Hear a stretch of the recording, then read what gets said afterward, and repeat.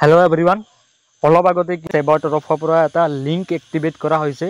जोत तेलोके रिजल्टखिनि आपलोड करिब रिचेकिंगर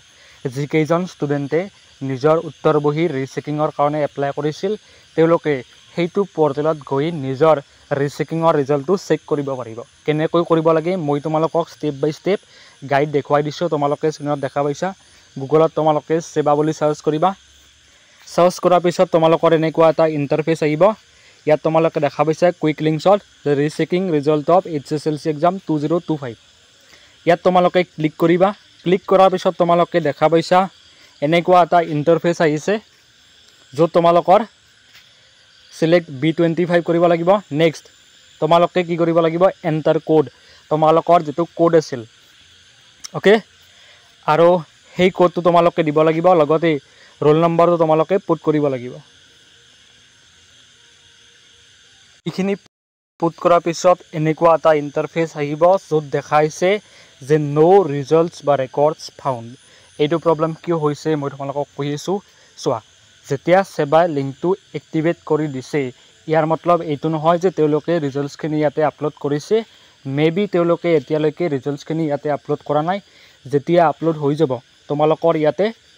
रिजल्ट्सखिनि आहिब okay show करिब তোমালোকৰ যদি এনেকুৱা প্ৰবলেম হৈ আছে তেতিয়া হলে তোমালোকে কোন ধৰণৰ টেনচন লব নালাগে যেতিয়াই আপলোড হৈ যায় মই তোমালোকক গাইড কৰিম কেনেকৈ কৰিব লাগে আৰু বেছি একো ডাঙৰ প্ৰবলেম নহয়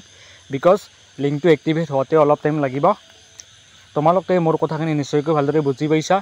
আৰু তোমালোকে পেনিক নহবা বিকজ এতিয়ালৈকে ৰিজল্টছখিনি দিয়া নাই যদি তোমালোকৰ কিবা কাৰণত এনেকুৱা এটা দেখাই তোমালোকে চিন্তা নকৰিবা এনেকুৱা মানে সিস্টেমটো হয় যে সাৰ্ভাৰ অলপ ডাউন হৈ থাকে যেতিয়া মানে কি লিংকটো এক্টিভেট কৰি দিছে বা তেওঁলোকে ৰিজাল্টছখিনি ইয়াতে আপলোড কৰি দিয়া নাই মেবি কালিলৈকে দিব পাৰে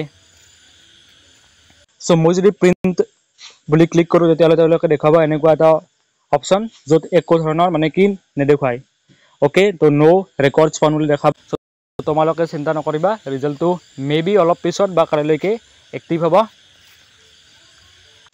तो তোমালোকে তাৰ কাৰণে কৰিবা কি সেবাৰ অফিচিয়েল ওয়েবসাইটত গৈ থাকিবা আৰু তাত তোমালোকে অলপ চেক কৰি থাকিবা যাতে তেওঁলোকে ৰিজাল্টটো যেতিয়ালৈকে গম পাবা ওকে এন্ড মেবি এতিয়ালৈকে কোনো ধৰণৰ ৰিজাল্ট আপলোড হোৱা নাই মই আৰু এবাৰ চেক কৰিছো আৰু এবাৰ মই কৰিছো বাট তেওঁলোকে কোনো ধৰণৰ ইয়াতে একো দেখুৱা নাই এইটোৱে বুজায় এতিয়ালৈকে ৰিজাল্টছখিনি ইয়াতে আপলোড কৰা নাই